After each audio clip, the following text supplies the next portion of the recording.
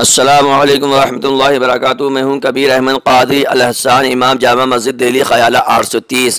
اب ہم حضور صلی اللہ تعالیٰ علیہ وسلم کے حالات زندگی آپ کے سامنے بیان کر رہے ہیں، کیونکہ ایک مسلمان ہونے کی حیثیت سے ہمیں اپنے پیارے آقا صلی اللہ تعالیٰ علیہ وسلم کے حالات زندگی معلوم ہونا چاہیے کہ ہمارے حضور صلی اللہ علیہ وسلم سے پہلے دنیا کے کیا حالات تھے اور ہمارے پیارے آقا صلی اللہ علیہ وسلم نے کیسی زندگی گزاری، تاکہ ہم پیارے آقا صلی اللہ علیہ وسلم کو اپنا سب سے بڑا آئیڈیل بنا سکے۔ ہم حضور صلی اللہ علیہ وسلم کے نقش قدم پہ چلیں تو ہماری دین اور دنیا دونوں بہتر ہو جائے گی، اللہ ہم سے راضی ہو جائے گا۔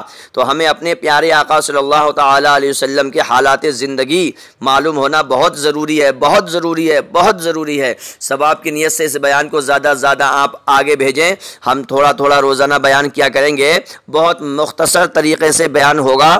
آپ لوگ آج سے یہ عہد کر لیں کہ پورا بیان انشاءاللہ ہم سنیں گے، ہم پارٹ بائی پارٹ اس کو ذکر کریں گے، اور آپ پہ یہ ذمہ داری بنتی ہے کہ ایک مسلمان ہونے کی حیثیت سے ثواب کی نیت سے اللہ کو راضی کرنے کے لیے، قبر میں روشنی کے لیے، دنیا اور آخرت میں ترقی کے لیے اس بیان کو زیادہ سے زیادہ آپ لوگ آگے بڑھائیں۔ بس انگلی کا اشارہ کرنا ہے، پیسہ خرچ نہیں ہوگا بھائی، آپ کا وقت خرچ نہیں ہوگا، آپ بس انگلی کا اشارہ کر دیں، بس ایک ہی انگلی کا آپ کا اشارہ ہوگا، یہ ہزاروں لوگوں کے پاس حضور صلی اللہ تعالی علیہ وسلم کی زندگی کا بیان پہنچ جائے گا۔ درود شریف پڑھ لو، اللہم صلی علی سیدنا مولانا محمد معدن الجود والکرم وعلیہ الکرام امنہ الکریم بارک وسلم صلاۃ و سلام علیک رسول اللہ نبی اللہ حبیب اللہ۔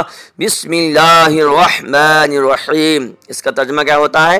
اللہ کے نام سے شروع، اللہ کے نام سے شروع جو نہایت مہربان بڑا رحم والا۔ چلیے، حضور صلی اللہ علیہ وسلم کی پیدائش سے پہلے دنیا کی حالت کیا تھی؟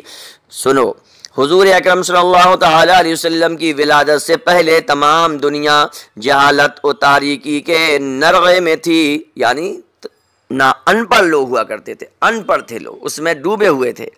انبیاء کرام کی تعلیمات تقریباً ختم ہو چکی تھی، جو انبیاء کرام نے لوگوں کو بتایا تھا۔ حضور صلی اللہ علیہ وسلم سے پہلے جو نبی آئے، ان کی جو تعلیم تھی، ان کا جو درس تھا، ان کا جو پاٹ تھا، ان کے جو لیسن تھے، وہ سب لوگوں نے کیا کر دیا؟ بھلا دیا۔ لوگوں نے اس میں اس قدر رد و بدل مطلب چینجنگ، سنشودھن کر دیا کہ حقیقت کی تلاش ناممکن ہو چکی تھی، سچ کیا ہے جھوٹ کیا ہے کچھ پتہ نہیں چل رہا تھا۔ چند مشہور ملکوں کا حال سماعت کیجئے۔ یورپ، یہاں کے باشندوں نے حضرت عیسیٰ علیہ السلام کی تعلیمات کے برخلاف تثلیث کو اپنا لیا۔ تثلیث کا مطلب کیا ہوتا ہے؟ یعنی تین خدا مانتے تھے، یہ کرسچن تین خدا مانتے تھے، ایک اللہ کو اور ایک حضرت عیسیٰ علیہ السلام کو اور ایک ان کی ماں مریم کو، یعنی تین خدا مانتے تھے، معاذ اللہ رب العالمین۔ اور کلیسا جرائم کا مرکز بن چکا تھا، یعنی جو ان کا چرچ ہوتا ہے اس میں اتنے گندے گندے کام ہوتے تھے۔ بس ایران کی کیا حالت تھی حضور صلی اللہ علیہ وسلم کی پیدائش سے پہلے؟ جو اگرچہ ایک بہت بڑا ملک تھا مگر وہ بھی گندے گھنونے کاموں میں مشہور ہو چکا تھا۔ یہاں کے لوگ آگ پوجتے تھے، یعنی آگ کی پوجا کرتے تھے۔ مصر یعنی ایجپٹ میں کیا ہو رہا تھا؟ یہودی اللہ کے نبی عزیر علیہ السلام کو اللہ کا بیٹا سمجھ کر ان کی عبادت کرتے تھے۔ یہودی جوسس، انگلش میں بولتے ہیں جوسس۔ اور ہندوستان میں کیا ہو رہا تھا؟ ہندوستان میں کروڑوں دیوتاؤں کی پوجا کی جاتی تھی۔ بجلی کو پوجتے تھے، پانی کو پوجتے تھے، پیڑ کو پوجتے تھے، سانپ، بندر، گائے، اینٹ پتھر وغیرہ کو اپنا اپنا خدا بنا رکھا تھا۔ انسانیت چار مختلف طبقوں میں تقسیم کر دی گئی تھی، یعنی چار کیٹیگری میں لوگ بٹ گئے تھے۔ برہمن، چھتری، ویش، شودروں کے ساتھ غیر انسانی سلوک کیا جاتا تھا۔ کوئی شودر اگر برہمن کے گھاٹ سے پانی نہیں پی سکتا تھا، سمجھے؟ گھاٹ، پہلے گھاٹ ہوا کرتے ندی میں، چشموں میں۔ یہی حال ایشیا کے دوسرے بڑے بڑے ممالک کا تھا۔ برما، سیام، چین، نیپال وغیرہ میں سب میں بت پرستی ہوتی تھی۔ روم میں کیا ہوتا تھا؟ یہاں بھی دیوتاؤں کی پوجا ہوتی تھی۔ عمرہ اور حکام عیش عشرت کرتے تھے، عیش عشرت سمجھتے، اور رنگ رنگیلیاں، مستانیاں کرتے تھے، جبکہ ان کی رعایا بھوک سے مرتی تھی۔ کمزور اور غریب کا جینا دوبر ہو چکا تھا۔ عرب میں کیا ہوتا تھا؟ عرب کا حال سنیے صاحب، کان پہ ہاتھ دھر جاؤے۔ عرب کا حال ان تمام ملکوں سے گیا گزرا تھا۔ مذہبی اعتبار سے حجاز کے لوگ اپنے رشتے کو ابراہیم علیہ السلام سے ملانے پر فخر کرتے تھے، کہتے ہم ابراہیم علیہ السلام کی دین پر ہیں، ان کے ملت پر ہیں، ان کے مذہب پر ہیں۔ اور بعض رسوم ملت ابراہیمی ان کے یہاں رائج تھیں، یعنی کچھ ابراہیم علیہ السلام کے جو رسمیں تھیں، جو قانون تھے، وہ اب بھی ان میں تھے، مگر ان کو بالکل چینج کر کے انہوں نے رکھ دیا تھا، شکل بگاڑ دی تھی۔ مثلاً بعض لوگ ننگے ہو کر حج کرتے تھے، اب آپ حساب لگاؤ، سارے کپڑے اتار دیے قطعی، سارے ایک ایک کپڑا اتار دیا قطعی، 70 ننگے ہو گئے، ننگے مسنڈے ہو کر حج کرتے تھے، وہاں پر کعبے کا طواف کرتے تھے، سارے کپڑے نکال کے توبہ توبہ اللہ توبہ۔ قربانی، مہمان نوازی اور وعدہ وفا کرنا، یہ سب چیزیں عربوں میں اچھائیوں میں تھیں، کچھ باتیں تھیں مگر یہ نہ کے برابر تھیں، جیسے آٹے میں نمک ایسی تھیں، سمجھے؟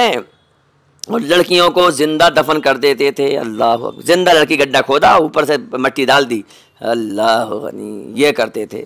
اور بدفعالی لیتے تھے، جوا کھیلتے تھے، اور شراب پینا پلانا فیاضی میں شامل تھا، یعنی سخاوت، کوئی شراب پلا دو، ہوئی کیا بندہ ہے صاحب، کتنی آج تو ان نے ٹرکوں سے شراب بانٹ دی، آج تو بوتل پہ بوتل، جام پہ جام الٹ گئے، توبہ الہی۔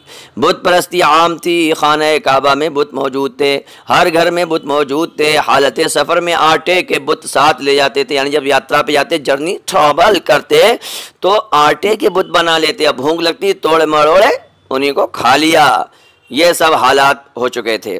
وہ کوئی ایسی بات سننے کو بھی تیار نہ تھے جو ان کی عیاشی میں جو ان کی مستیوں میں خلل ڈالے، سمجھیں؟ اور خدا کو ماننے والے، توحید کو ماننے والے، یعنی یہ خدا کو ماننے والے چند لوگ تھے، وہ بھی لوگوں کی حالت دیکھ کر بھاگ گئے تھے، پہاڑوں میں جنگلوں میں نکل گئے تھے، کیونکہ دنیا کے حالات بڑے گندے گھنونے ملچ ہو گئے تھے۔ ادھر مدینے کے قریب خیبر میں یہود و نصارہ آباد تھے، سمجھے؟ خیبر ایک جگہ کا نام ہے، یہود تو آپ سمجھے گا جوسس، اور نصارہ کرسچن، ہندی اور انگلش میں ہم آپ کو سمجھا رہے ہیں تاکہ آپ کی بات بالکل ٹن طریقے سے سمجھ میں آ جائے۔ جو لوگ یہود و نصارہ آباد تھے، اگرچہ یہ کتاب والے تھے مگر ان کی حالت مشرکین عرب سے زیادہ اچھی نہ تھی۔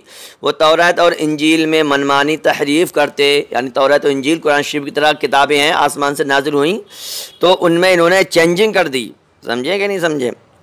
امیر لوگوں کو سزائیں نہیں دی جاتی تھیں، یعنی جو مالدار ہوتے کتنے جرم کر لیں، گناہ کر لیں، پاپ کر لیں، ان کو پیسے لے کر چھوڑ دیا جاتا تھا، اور غریبوں پر بہت ہی سختی کی جاتی تھی، انہیں مار مار کے بالکل ادمرہ کر دیتے تھے۔ پادریوں اور لاٹ پادریوں کی خدائی جاری تھی، غرض کے پوری دنیا آداب انسانیت سے یکسر محروم ہو چکی تھی، یعنی مانوتا، ہیومنٹی، انسانیت کی کوئی بات تھی نہیں، کوسوں دور لوگ چلے گئے تھے، اور حق بات، سچی بات سننے کو تو کوئی تیار ہی نہیں تھا۔ ایسے میں اللہ تعالیٰ نے اپنے آخری رسول حضرت محمد مصطفیٰ صلی اللہ تعالیٰ علیہ وسلم کو گمراہیوں کے مرکز میں مبعوث فرمایا، اور آپ کو وہ پیغام حق دیا، حق کا میسج، سمجھے؟ میسج آف ٹروتھ دیا، جو تمام ملکوں، تمام قوموں کے لیے یکساں طور پر قابل عمل ہے۔ تو یہ حضور صلی اللہ علیہ وسلم کی پیدائش سے پہلے کے حالات۔ اب انشاءاللہ اس میں پارٹ 2 میں آپ سنیں گے حضور صلی اللہ علیہ وسلم کی ولادت سے حضور صلی اللہ علیہ وسلم کی بعثت تک۔ بعثت کا مطلب یہ اعلان نبوت، حضور صلی اللہ علیہ وسلم نے 40 سال کی عمر میں اپنا نبوت کا اعلان کیا۔ کچھ لوگ کہتے ہیں کہ 40 سال میں نبوت ملی، نہیں، ایسا نہیں ہے۔ ہمارے حضور کو تو نبوت اس وقت مل گئی تھی جب آدم علیہ السلام بھی نہیں بنے تھے۔ جی خود سنو، ہمارے پیارے آقا صلی اللہ علیہ وسلم نے فرمایا، کنت نبیا و آدم بین الماء والطین،